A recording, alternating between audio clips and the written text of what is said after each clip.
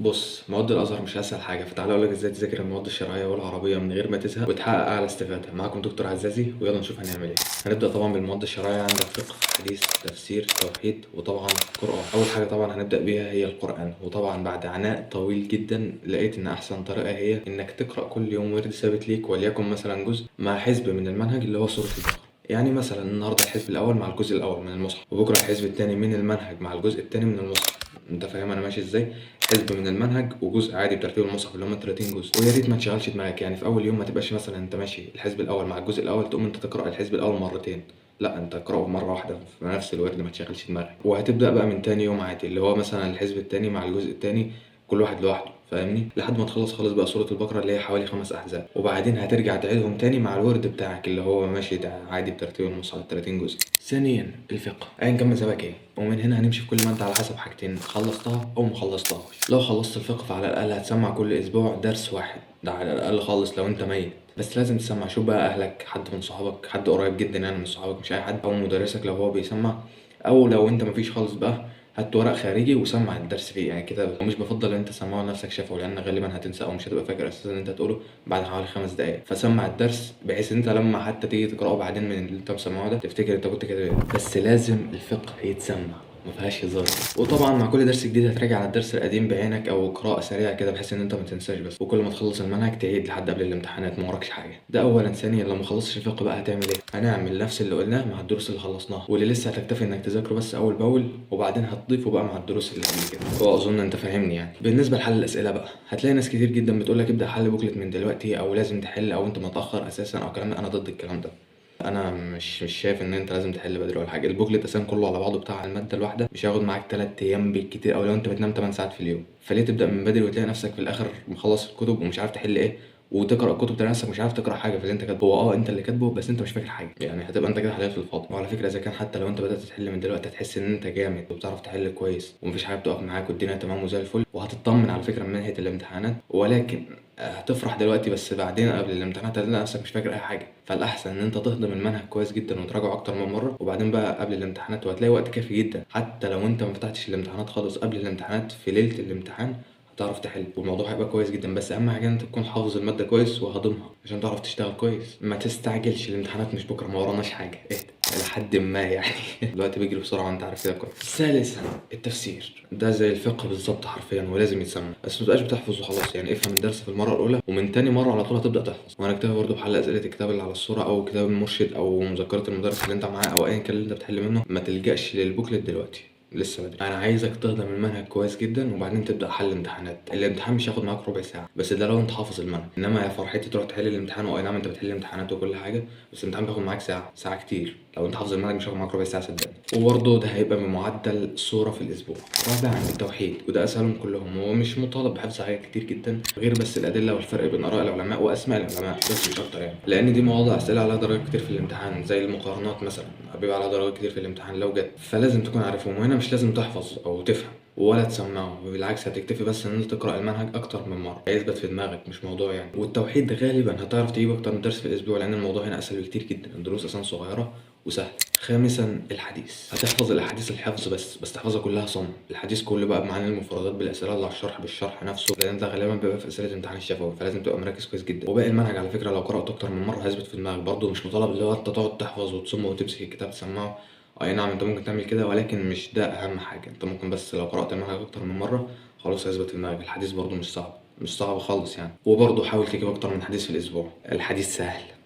بالمناسبة لو الفيديو فاتك لحد دلوقتي ما تنساش تشترك في القناة لو لسه مشتركتش والكلام ده. وطبعا المواد الشرعية الأحسن إنك تذاكرها الصبح، يعني تبدأ يومك بصلاة الفجر طبعا، وحاول تصحى قبلها تصلي قيام الليل. ولكن ده غالبا هيبقى موضوع فيديو بعدين. بس عموما صلاة الفجر، وبعدين ورد القرآن، بعدين تبدأ مواد شرعية وعربية على حسب انت يومك ماشي ازاي، او على حسب انت منظم وقتك ازاي. وبعدين بقى تبدأ بقى في دروسك بقى والمواد العلمية والكلام ده كله، يعني الفيزياء والكيمياء والأحياء والكلام ده كله. عايزين بقى ايه بالليل كده مع كوباية القهوة وتقعد تمخمخ براحتك. وطبعا ده مش قرآن، على حسب بقى انت يومك ماشي ازاي وعلى حسب انت منظم وقتك ازاي. ممكن تكون اصلا انت بتسهر بالليل وتنام الصبح بدري. فانا بقى نقدر نقول ان انا خلصنا كلام على المواد الشرعية ونبدأ في المواد العربية، ودي اكتر مواد ناقصتني للاسف الشديد. واسمح لي نبدا بالادب والنصوص لان ده انا نقصت فيه 5 درجات لوحدي. انا غلطت ان انا ما بداتش تسميه غير متاخر جامد قوي يعني، فبالتالي ما كنتش هضمت المنهج كويس، والماده دي حفظ بحت بس ما تفهمش، ما تحاولش تفهم اصلا لان الماده مش هتحتاج تفهم فيها حاجه اصلا. انت يعني الاسئله بتاع الامتحان مش محتاجه فهم، انت لو حافظ المنهج كويس جدا هتجاوب كويس جدا. بس نصيحه مني عشان ما تكررش غلطتي، هات كل يوم درس ادب قراءه، ولو عرفت تسمعه يبقى كتر الف خيرك، بس على حسب وقتك بقى هيبقى عامل ازاي. وكل 3 ايام نص، كل يوم درس ادب وكل 3 ايام نص، عشان تنجز جامد في النصوص وما تزنقش نفسك بقى فيها، لان النص هياخد معاك جامد. وكل ما يحتويه النص بقى معاني مفردات، ابيات شعريه جماليه، اي كلام بقى في اي حته هياخد معاك وقت جامد. فعلشان تنجز اسمع النصوص في المواصلات او في اي وقت انت فاضي فيه. وفي ناس كتير مسجلين النصوص دي ومنزلينها، بس اكتب اسم النص وابحث عليه وهيطلع لك. شوف بقى اللي يعجبك واسمعه. النص تقريبا حوالي 3 4 دقائق كتير او 10 دقائق. ولو عاوزني انا برضه اسجل النصوص دي وانزلها على القناه اكيد طبعا اكتب لي في الكومنتات. ده بالنسبه للادب والنصوص، حفظ بحت، ما تغلطش غلطتي. البلاغه ودي بقى نقصت فيها 3 درجات لان انا حاولت افهم بس ما حطيتش اهتمام للحفظ زي ما انا فهمت. وطبعا ده غلط كبير. البلاغه برضه انت مش محتاج تفهم جامد جدا كده، انت على الاقل تكون حافظ مثال لكل حاجه وبس. بس لازم تكون حافظ مش بس فاهم. الفهم حلو بس لازم تكون حافظ. فلا، بجانب الفهم البسيط جدا في البلاغه لازم تحفظ. يعني على الاقل هات درس واحد حفظ وتسميع متقنين جدا كل اسبوع، سواء خلصت الماده او لا. الموضوع مش محتاج يعني انت تقرا الدرس، حتى لو انت المدرس بتاعك ما فتحهاش اصلا الموضوع مش صعب، انت بس هتقرا الدرس. وهنا جه ميعاد الصرف، وده نقص فيه درجتين بس مش فاكر فيه الصراحه يعني. بعد ما تخلص الصرف، بعد ما تخلصه، لو انت لسه ما خلصتوش هتكتفي بس ان انت تذاكر اول باول. بعد ما تخلصه هتلخصه في حوالي 10 ورقات، ما تزيدش عن كده، ما تزيدش عن كده، ما تشغلش دماغك، كفايه. لان دول هيبقوا المرجع الوحيد بتاعك. يعني انت لا قعدت هتفتح كتاب معهد ولا مذكره مدرس ولا كتاب مرشد ولا ايا كان، هو ال10 ورقات دولت اللي هتكتفي بيهم، فاهمني؟ فما تزودش بقى 10 ورقات عشان خاطر تعرف تحفظه. بس ما تخنصرش حاجه، يعني على الاقل خالص هتكتب لي كل موضع مثال او لكل حاجه عندك في المنهج مثال. ما تخنصرش حاجه، ما تكتبيش بالعناوين الرئيسيه بس. ولكن لازم وحتما ولابد تحفظ ال10 ورقات دولت، لان امتحان الصف بيجي محتاج تشغيل دماغ. تشغيل دماغ يعني مش بس لازم تبقى حافظ، لا الصرف لازم تبقى فاهم كويس جدا. الصرف والنحو فيهم فهم كويس جدا، بل الفهم هنا في الصرف اهم طبعا لان ده اللي هيثبت المعلومه اكتر. وهنا بقى هتمسك كل موضوع لوحده تحفظه كويس جدا بالامثله بتاعته كويس جدا، او الموضوع بتاعك وتحفظه بالامثله بتاعته، وتقسمها بقى زي ما تحب. الصرف ملوش قاعده ومحدده اللي هو تقعد تحفظ وتسمع بس، على الاقل انت لو فاهم كويس جدا هيكفيك اساسا يعني. ولكن قسمها مثلا بحيث ان انت 3 4 ورقات كل اسبوع، 3 4 ورقات من ال10 ورقات بتوعك دول، فاهمني؟ واخيرا وليس اخيرا نيجي للنحو، وده برضه نقصت فيه 3 درجات. يعني توتال على بعضه كده حوالي مثلا 13 درجه في العربي كله. دي اكتر حاجه انا نقصت فيها، ودول كتير على فكره. انا ما بفكرش ان انا كده جامد، لا 13 درجه كتير جدا. ده هتلخصه برضه مش هياخد معاك كتير. انا تقريبا كنت ملخص الصرف في 10 ورقات والنحو كان في 10 11 ورقه برضه حاجه زي كده. النحو مش صعب، منادى ونواصب وجوازم وكلام كله اساسا يعتبر انت واخده قبل كده. في زياده طبعا شويه تفاصيل ولكن مش اصعب حاجه يعني. الموضوع لذيذ جدا على فكره، محتاج بس تركز على امثله كل حاجه وتحفظها كويس جدا. واقرا الورق بتاع التلخيص بتاعك ده كل اسبوع مره او مرتين بالكتير قوي يا عم 3 مرات. مش هياخد معاك ساعه زمن بالكتير قوي. لو انت فاهم انت بتقرا ايه وحافظ كويس اللي انت بتقراه مش هياخد معاك نص ساعه. طبعا بعد كل الكلام ده هتقول لي انا هجيب وقت الكلام ده منين يا عم وكتير يا اسطى والكلام ده كله. انا هلحق اخلص دروس واعمل واجبات وانام واصحى واكل واشرب واصلي وكل الكلام ده واذاكر كمان شرح وعربي. انا مش فاضي اصلا الكلام ده. اقول لك الحل كله في النوم. انت المفروض ما تزودش عن 6 ساعات نوم في اليوم، وحاول ما تطبقش. حاول جدا ما تطبقش. انا كنت غبي، كنت بنام في اليوم ساعتين زمان، كنت بطبق كتير جدا. كنت يوم انام ساعتين ويوم اطبق ساعتين واطبق اليوم اللي بعده، ساعتين واطبق اليوم اللي بعده. فطبعا ده كان غباء جامد جدا. فلقيت بقى ان انا بضيع وقت كتير في اليوم في حاجات ملهاش اي 3 لازمه. فالاحسن من كل الكلام ده ان انا بدل ما اضيع وقت في الحاجات الهايفه دي كنت نمت.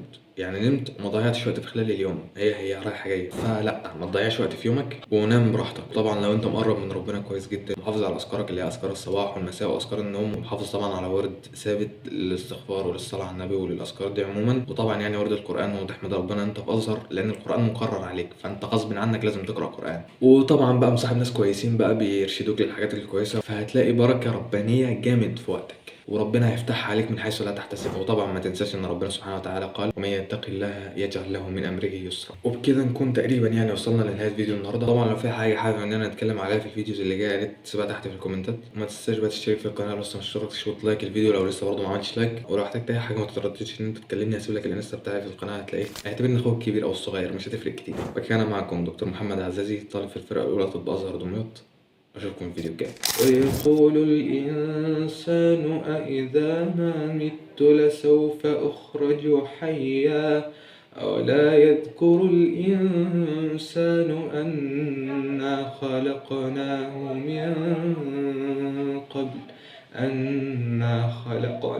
من قبل ولم يك شيئا فوربك لنحشرنهم والشياطين ثم لنحضرنهم حول جهنم جثيا ثم لننزعن من كل شيعة أيهم أشد على الرحمن عتيا